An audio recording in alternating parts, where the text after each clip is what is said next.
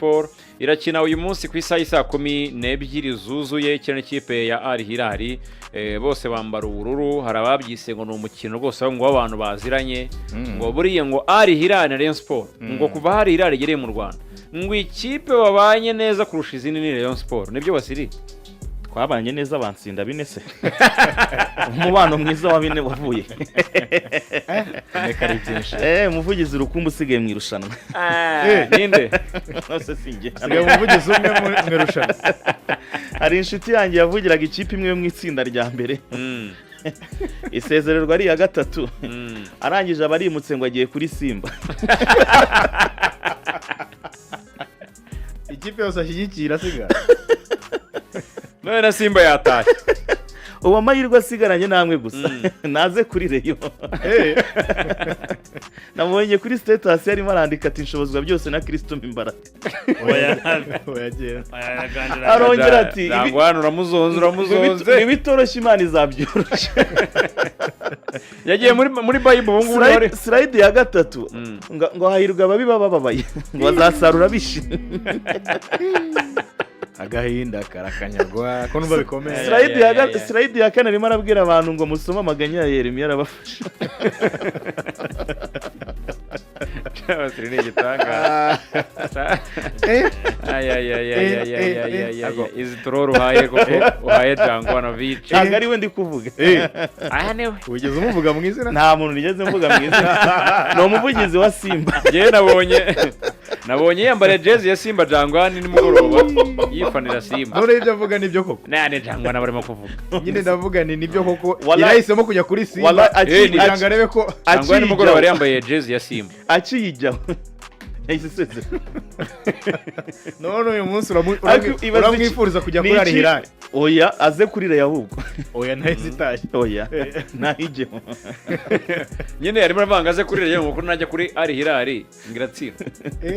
ntabwo mwumva ko oya sinenge yabasiri n'ubuyumva ntabwo ari byo ndi kuvuga ikipe rukumbi yonyine yakegamiraho ntiba amahirwe y'emabi ntimubabaze kuri uyu mugoroba ni Reyo mwaramutse neza se meze neza turaho nanjye meze neza kuko birimo biramvuna bari kumvunisha rwose aya makipe yandi nta bavugizi agira tugiye kurokirita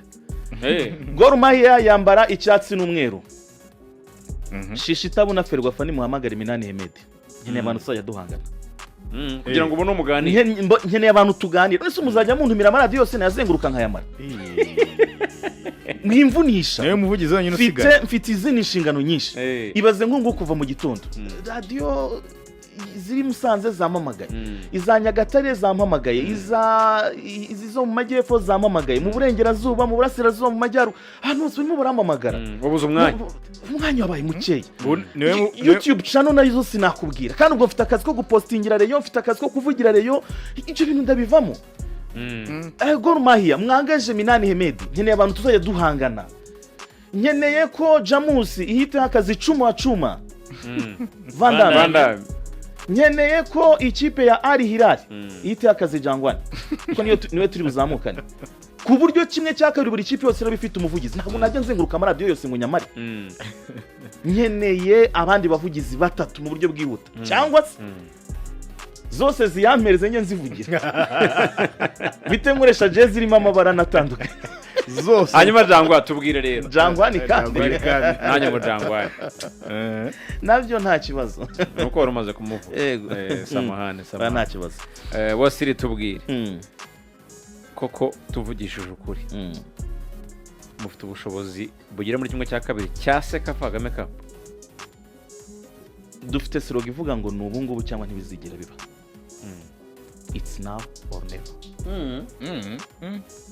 kwiya bikomeye wase it's now or never ko mwafashe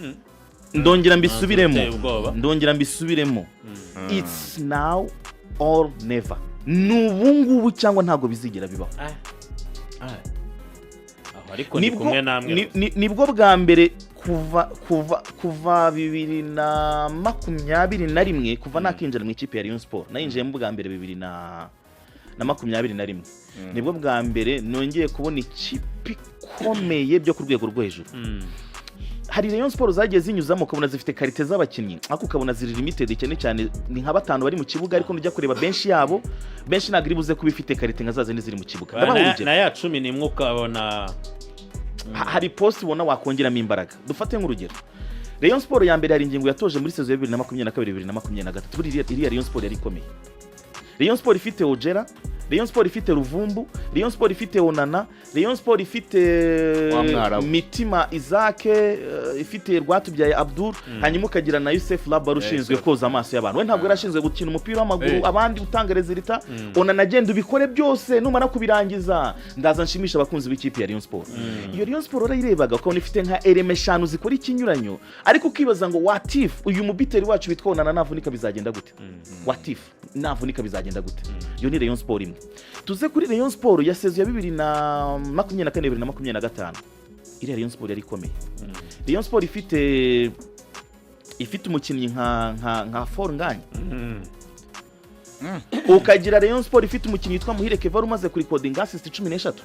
kuzamura Yusu Dianye ukareba Omar Nyinge ukareba Mediane iri mu mukinnyi nka Runa Musa Majaliwa ukareba iyo kipe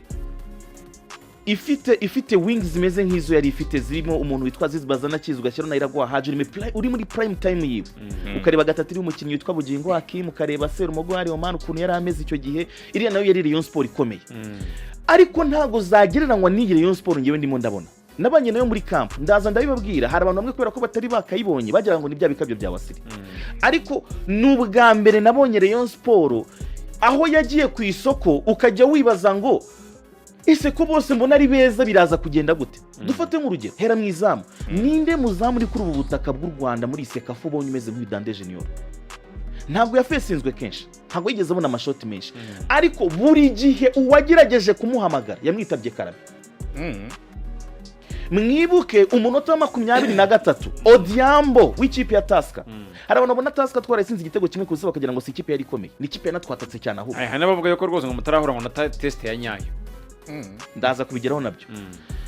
witegereje neza ukareba ishoti bamutereye muri metero 25 ahagaze kuri premier poto bakari mu prasa kuri deuxième poto iyo save yari ikoze mu minota 22 yitabye Karame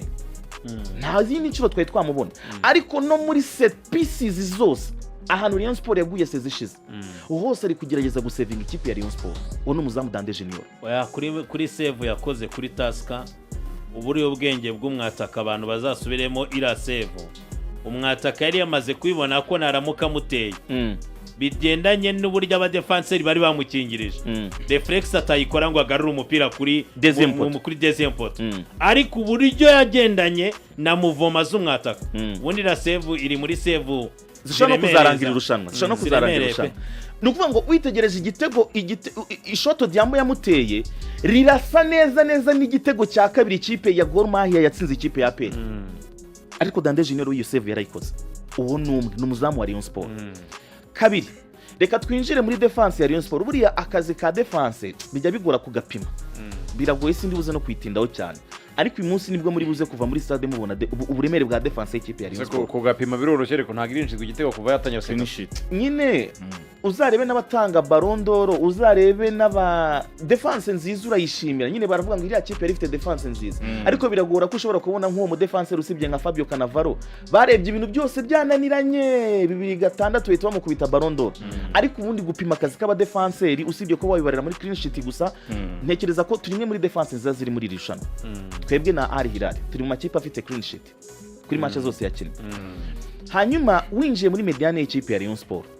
umunsi wa mbere mbabwira ko umwana w'imyaka 19 witwa Jinga rero umukinnyi ukomeye hari abantu byagoye kumva nyine kubyumva abantu byarabagoye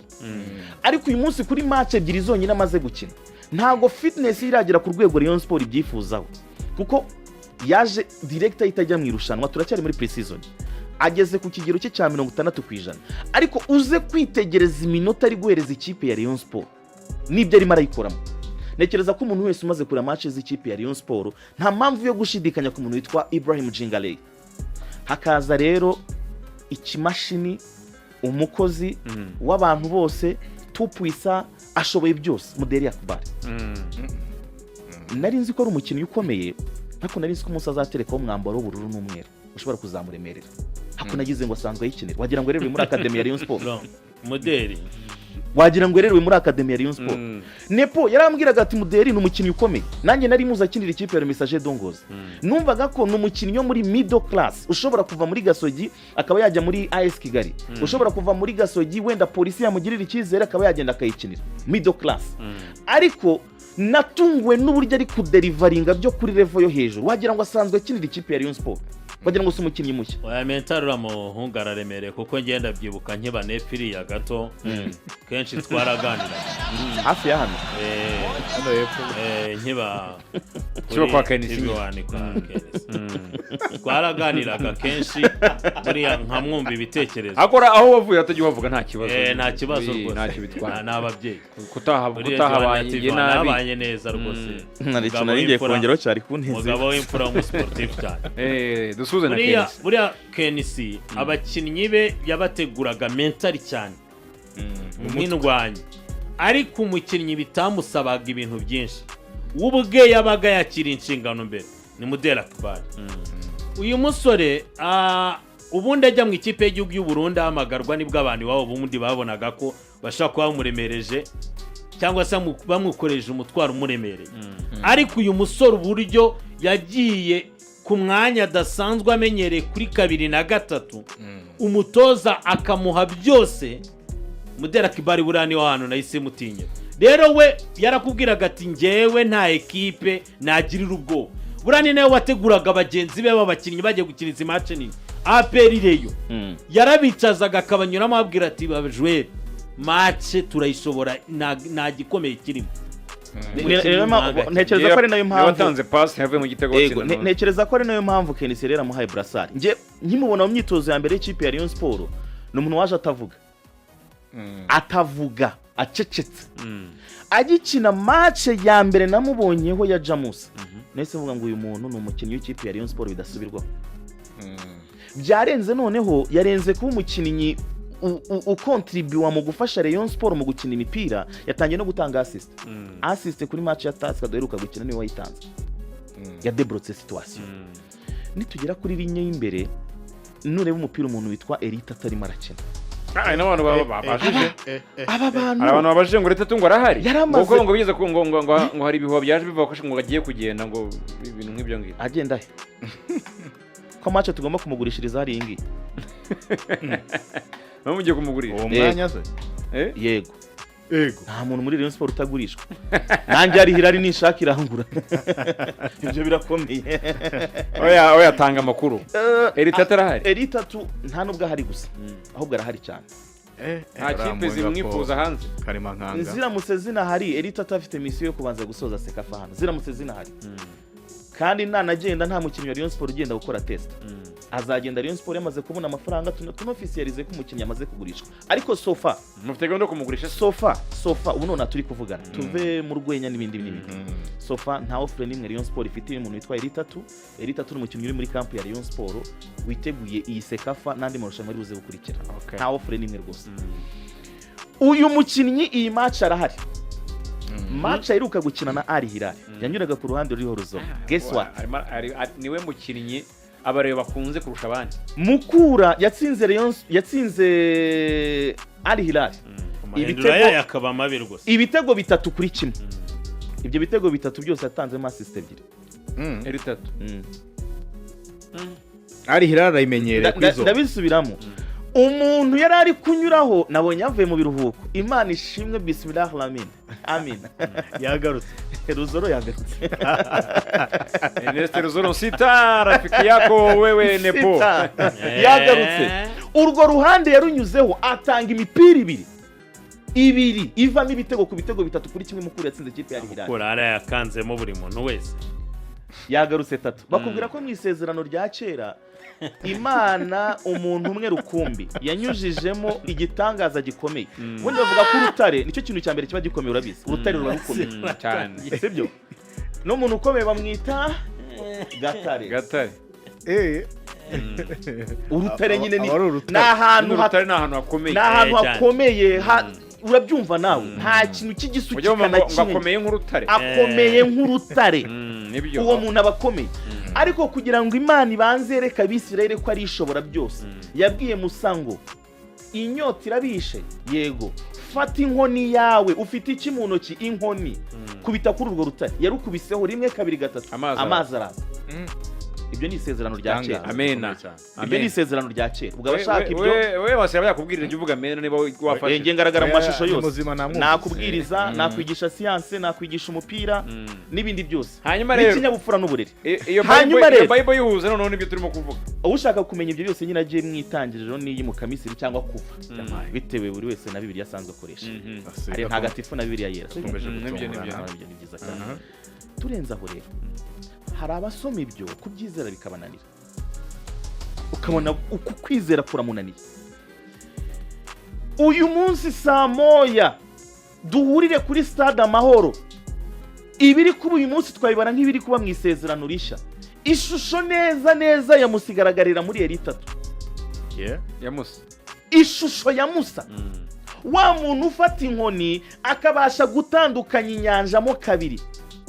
wa muntu wafashe inkoni agakubita ku rutare rugatanga amazi Adele wabyumvise ariko vuga ndimo ndabyumva ubwo eri 3 ni Musa ufite inkoni niwe ugomba kubambutsa Ernest Steruzoro no urutare eri 3 araza gukubitaho urutare eri 3 akazi ke afite imirimo ibiri umurimo wa mbere ni ugusatura urutare gukubita urutare we niko kazi ke nicyo twamuguriye inzira ya kabiri harimo no gutandukanya inyanja icyo gutandukanya inyanja cyo nzakigeraho hari amakipe azajya akina nayo ayatandukanye n'abafana babo abafana bangisha ikipe bajya uruhande rumwe n'ikipe iture mu kindi cyerekezo ariko uyu munsi nimugorobaho ni umwanya wo gusatura urutare rwa 1/4 cya CAF Champions League Cecafa abo turi kuvuga nabageze muri 1/4 cya CAF Champions League ariko yuko Al-Hilal yageze 1/4 cya Champions League iyo kipe rero urumva ko kubigwa iby'abari hano mu Rwanda twese n'abari bari muri Cecafa iri mu makipe akomeye cyane nahabwa amahirwe uyu ni umugoroba wo gusatura urwo rutare kuri eri 3 uyu Musa afite inkoni nzimara bantu bazi gukoresha AI nkeneye umuntu unkorera agafoto ka eri 3 ameze nka Musa ufite inkoni Musa afite inkoni n'ubwanwa bwinshi ubwanwa bwawe mukure nta mwana ugira ubwanwa afite ubwanwa bwinshi hanyuma iyo tuvuze ibyo byose Rayon Sport yasinyishije umutop scorer wa shampiyona ya Benin umunyatogo witwa Tisokojo hari abantu benshi bambazaga ku munsi wa mbere ngo ako se ko tubona nyine atatwemeje ko tubona nyine ngo atazi gukina ngo tubona ngo bimeze gute iteka ryose uzaganira na Tisokojo yamaze kugera muri box ya adversaire igitego yatsinze kuri taska ntekereza ko nta muntu kiri kwibaza ngo Tisokojo ninde igitego yatsinze kuri match ya taska n'uyu munsi ihirwe rimwe ryonyine ko rikosa umuha amahirwe amwe niyo waba uri umuzamu ufatira Man City cyangwa Barcelona ntanswe uyu nguyu wa Burkina Faso ihirwe rimwe ryonyine ahita abyara umusaruro vuga abandi bo rero nyakubahwa Issa Jigiba nawe arahari yanahinduye ruko nashyizeho itegeko ry'uko nta muntu umuvuga yicaye niyo mpamvu nari magurutse ntaza gukora amakosa Issa Jigiba arahagurutse nkagira ngo aragiye cyangwa dusize ahangaha ubushize twarahagurutse ni gahunda ibihari ni gahunda bashyizeho ntabwo ujya uvuga Issa Jigiba wicaye ntuzigera umbona na rimwe ndi kuvuga Issa Jigiba wicaye ngize ngo agiye niye mpamvu abantu bavuga wicaye wamugeraho ugahaguruka nibwo bwa mbere Rayon Sport yasinyishije mu MVP mu mateka yayo ubundi twashoboraga gusinyisha nk'uwigeze kuba MVP nka last 5 years last decade ibintu nk'ibyo ngibyo ariko uyu munsi Rayon Sport yasinyishije a current MVP muri shampiyona ikomeye nk'iya Mali uwo rero uri hano mu Rwanda namuhaye isezerano ndamubwira ngo kuba uri muri Rayon Sport gusa kuba uri muri Rayon Sport ninjya kuvuga izina ryawe nzajya mpaguruka ni nayo mpamvu presentation yiwe ya mbere ku munsi w'igikundiro stade yose abari barahagurutse ni nacyo kiri buze kuba uyu munsi nuvuga ngo uzahaguruka mpaka avuye muri Rayon yego ikiza nuko muri Rayon mu gihe kiri muri Rayon ijana ku ijana buri gihe ikintu cyiza cya mbere rero gihari uyu munsi Godi azakoresha umwaka wose imikino yamaze kugera mu Rwanda azambara imwe se imikino hari imikino twamuzaniye imikino 5 iyi mikino yindi mubona bari mu myitozo twamuzaniye imikino 5 iyihe uyu mukino wa Al-Hilal uyu mugoroba hakaba match ibanza ya Al-Hilal muri champion hakaba umukino wa Super Coupe uwo ni umukino wa gatatu umukino wo kwishyura wa round ya mbere ya CAF Confederations Cup n'umukino wo kwishyura wa round ya kabiri ya CAF Confederations Cup tujya mu matsinda iyo misiyo nayirangiza iyo Godiyo hari umwana azahita yihereza ariya mu nzovu nukuvuga ngo ni Godiyo muri iyo mikino APR ntagirimo irimo kuri finale ya Super Coupe nishobora kuhagera finale ya Super Coupe nishobora kuhagera bazanye format nshyashya muri champion kandi muzahura aya Jigiba ntago ari ubizo muzaziha nkoze ko sabarankata amafaranga tumye muvuga nicaye izo ni match z'abandi bakinnyi batarimo MVP Kitoga ni uzakina ubwo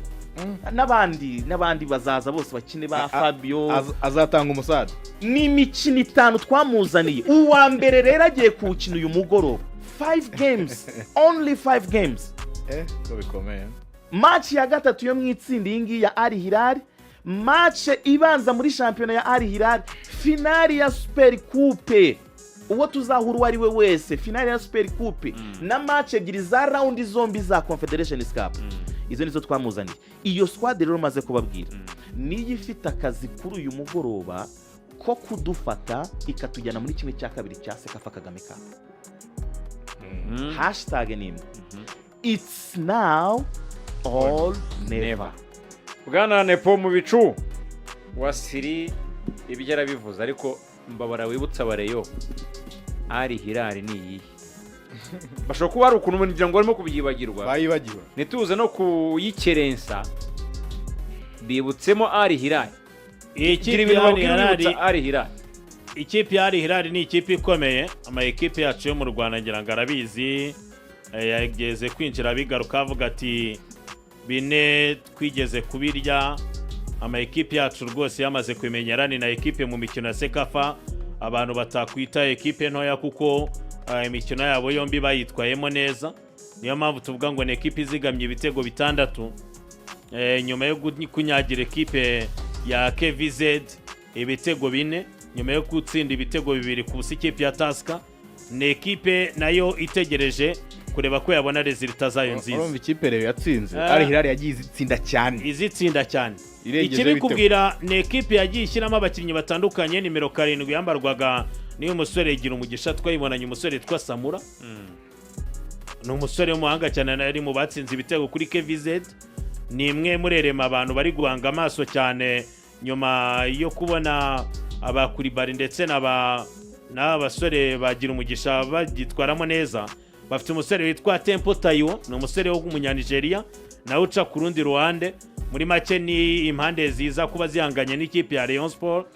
bafite Saradin bafite Omer Taha bafite Yagub ni umusore we kapiteni wabo ni imwe mu ekipe nayo yatweretse yuko ifite intwaro nyinshi cyane nkuko abivuze yamaze kugaruka Ernest Ruzoro Nsita yarahare Buera bafite umusore witwa Baladiana mu mutima defense wa Madrid ariko nayo umuhanga ni ekipe ifite Petros Aprosias ni ekipe ifite Emmanuel Flomo ni ekipe igifite remazayo nyinshi muri make icyo twavuga Rayon Sport nyuma yo bavuze ngo test yari kuri match ya Taskare ikabyitwaramo neza indi test ikomeye cyane inabaremereye navuga ko yuzuye ni match bagiye guramo n'ikipe ya Al-Hilal nkuko yavuze ngo MVP yarategerejwe kuri muri iyi match ni igisobanuro cy'uburyo match za kubikomeye kuko ifite umutoza nawe nyuma yo kugirirwa icyizere Gibukasa nawe ni igihe cyo gukomeza kwereka aba boss b'ikipe ya Al-Hilal ko atigeze yibeshwaho ashobora no kuba yazatozana ekipe nda ya mbere akagirirwa icyizere nawe ari kureberwa muri test y'iyi mikino ya Cecafa hari ikindi kintu abantu bagomba kumenya buri Ruvuya abanyatanzania yose kafije ntago bumva Al-Hilal imbere ya Elmerek. Elmerek ni yakinnye imikino ariko nimwe ma equipe afite Cecafa nyinshi. Buriya niyo abanyasudani bari kureba bati nubwo Al-Hilal muri iyi minsi umeze neza muri no gukina iyo Cecafa barayibwira ariko iyo bavuze Cecafa muri Sudani mu ikipe ya Elmerek nabo barashaka iki gikombe rero kububi n'ubwiza. Wasiri turimo turasoza rero gira ubutumwa n'ugenera ABAREYO twabibutsaga Al-Hilal ko ari ikipe nayo ikomeye ni ikipe nayo yambara ubururu bajya bavuga ngo the most decorated team in Sudan. New most successful. Ubutumwa ABAREYO kuri uyu munsi n'ubuhe? Bakunzi b'ikipe ya Rayon Sport mwese muteze amatwi Radio Rwanda aka kanya ndabasaba ikintu kimwe gusa nikosa rikomeye cyane muri uyu mwaka w'imikino kumva Rayon Sport yakiniye ukaba uryamye mu rugo. Iyi stade ijyamo abantu 45,000 nkeneye kubona ABAREYO 45,000. I know mwayuzuza ndabizi neza ko mwabikora. Wowe wivuga ngo ariko ngo rubaduka araba yagiyeyo ngo ariko ngo na Nyiraneza araba yagiyeyo. Oya wowe ni wowe biheraho wowe uri kumva hadi aka kanya. Nkeneye ko abakinnyi b'ikipe ya Rayon Sport mbere yuko dutangira izi qualification za CAF Confederation Cup nkeneye ko babanza gufiringa mbere na mbere umwuka wo kubona abafana ba Rayon Sport buzuye stade. Mwabikora rero uyu munsi ni mubikore. Ntabwo ndi kubahamagara rero ngo muze kuribwa n'umutima. Narebye ikipe uburyo yiteguye mutoza aratanga icyizere. Hari ingingo wakubwira ko match akeneye bibaye byiza ngo yagira match nyinshi z'aya makipe akomeye akagira match ya Yanga ya Simba Al-Hilal Merik Bengazi nyine izi kipe nini cyane kubera ko ngo nizo zimworohera no gutegura mutwe abakinnyi be kuko nabo bariteguye ubwabo. Now ndahamagara abakunzi mwese b'ikipe ya Rayon Sport kugira ngo tuze kwinjira muri kimwe cya kabiri cya Cecafa Kagame Cup. Guriti cyaka kanya ukanda akanyenyeri 939 akanyenyeri 3 akanyenyeri 2 urwego ubundi tuze gurira kuri stade saa 10 z'umugoroba. Urakoze cyane mushimire urakoze cyane. Mwakoze namwe ko muri mwanya ya Mogadishu City. Niho ubona ko Simba yakoreye ikosa kuko kunganya n'ikipe ya Jamus nabyo wabyitirindi ikosa ariko wababarira cyangwa se watorera paraporo yo kubabarira Simba ku ikosa yakoze bwa mbere batakaza amanota kuri Mogadishu City. Ekipe ya Simba ku mukino wa mbere wa Mogadishu City bagiye babanza hanze abakinnyi bitwa ko ari banini bari barazanye ko Rushin Derek were muri defense akaza abakinnyi nka Erimpanzu Yusuf Ali Kagoma bari Basegey umukinnyi w'umuhanga cyane yakoze ikosa kuri match ya Mogadishu City benshi nibanagera no mu kibuga. Kuri match ya Jamus abazana basimbuye ariko twabonye ku mugoroba uyu Basegey contribution mu gitego cya Dumbia umwataka bafite ngo nibita Osman wabo ngo ni Osman wa Tanzania ngo ni Osman wa Simba afite ya matentire ya Victor Osman akaba muremura akagira imbaraga z'umubiri n'imigendere ijya gumera nk'iya Osman yatsinze igitego cya mbere cy'umutwe kuri pass ya Basegey nubwo baje gukora amakosa nabo Texisi umunya Ethiopia kabishyura unafite ibitego bitatu muri iyi mikino umusore ikipe ya Singida kuko bibiri yabitsinze bakina na Mogadishu City ikindi yagitsinze bakina na Simba za gukora reaction nziza. David Frank Kameta za guhindura umupira nyuma yo kwinjira Simba yako kanyu witwa Erimpanzu Kibesawara abatsindira igitego cya kabiri birangira batsinze umukino ariko navuga ko imibare y'umutoza wa Simba uyu Baka yaje no muri bigaragara ko ari pre-season ko yakunda gukinisha ama equipe asa nka arabiri equipe yiganjemo abakinnyi basanzwe badakoreshwa cyangwa se bashya nyuma kaza kuzana equipe y'abakinnyi babatitire ko nka ku mugoroba barakoze cyane Didier. Urebye uyu mugabo witwa Al-Hilal wambara nimero 20 ukareba Kratos Chota Chama ukareba nimero 7 Basegey nimero 21 Yusuf Ali Kagoma ukareba Rushine Derek nimero 23 wari wambaye n'igitambaro cya captain Nixon Clement Kibabage n'abakinnyi dusanzwe tuzi muri equipe ya mbere. Ukajya kuri aba basore baje basimbuye nyine twavugaga Erimpanzu ni umukinnyi nawe usanzwe abanza muri equipe ya mbere. Uyu musore Murigo winjiye asimbuye nawe kenshi turamuzi muri Simba ya mbere. Ubona ko yatekereje imibare yo kureba buryo yabona qualification kuva kuri match ya kabiri mu itsinda bakina n'ikipe ya Jamus nabwo kenshi mu gice cya kabiri rero niyo mpamvu imibare yabo yapfuye byaje kurangira bose batahanye kuko bagize amanota 5 ikipe ya Simba ntabwo yabemerera no gutegereza bestiruza ekipe ya Singida yo na amanota 3 yonyine babonye kuri match ya Mogadishu City kuko baratsinzwe 2-0 na Jamus batsinzwe 2-1 n'ikipe ya Simba batahanya 3 ubwo muri iri tsinda yazamutse ikipe ya Jamus yamuyerekeve watanze ubutumwa avuga ati by'amazina woye ntabwo byigeze bikora cyangwa muri Cecafa ntibiri gukora ekipe yabanjwe igitego ndavuga ekipe ya Jamus Mogadishu City kubaganye reaction nziza batsinda igitego cyo kwishyura n'igitanga intsinzi ekipe ya Jamus izamuka ifite amanota 7 yanganyije na Simba match yari ikomeye asifuwe na Ukunda Samuel naho Simba yakoreye amakosa na Simba ni nawe yakoreye amakosa kuko niba utakaje match ya Mogadishu City ukabona rimwe make sure kubona 3 kuri match ya Jamus ukazahangana na Mukeba Singida wo mu rugo ushaka 3 ukagira 7 rero birangira muri iryo tsinda ekipe ya Jamus ariyo yazamutse ubu tumaze kubona amakipe abiri ni Gor Mahia ndetse na Jamus andi abiri aramenyekana itsinda ryo rya kwa Simba no kwa Jamus nta na bestiruzi zavamo bo bataje andi aramenyekana uyu munsi ni hagati ya Vipers yo mu gihugu cya Uganda ndetse na Rayon Sport niho hari buva ikipe imwe kuki Vipers izamo Vipers ifite amanota 6 ifite ibitego 3 zigamye itegereje kumenya ngo ese Rayon Sport iratsinda tube turasezerewe kuko gutsinda kwa Rayon Sport byaterwa n'ibitego ariko nanone yatsinda ekipe ya Al-Hilal ariko gutsinda kwa Rayon Sport no kunganya kwa Rayon Sport birasezera Vipers cyane